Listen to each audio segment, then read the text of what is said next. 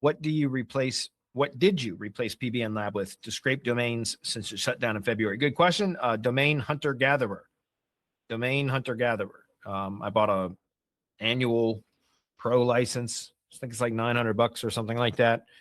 And then you still got to I set up a VPS for my team to access, and a set of proxies that rotate once a month. And that's it. So it ends up being significantly less than what PBN Lab was, because I was paying for 3 enterprise level PBN Lab accounts or subscriptions. So that was $900 a month. And we're spending now considerably less than that.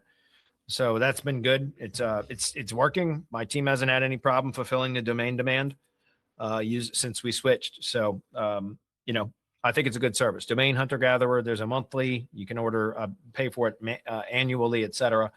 It's good. You kind of more have to self-manage it than you did with PBN Lab, but it does work. It works great. I don't have to manage it. Thank God my team does all that now. So, and apparently it works. So we haven't had any problems.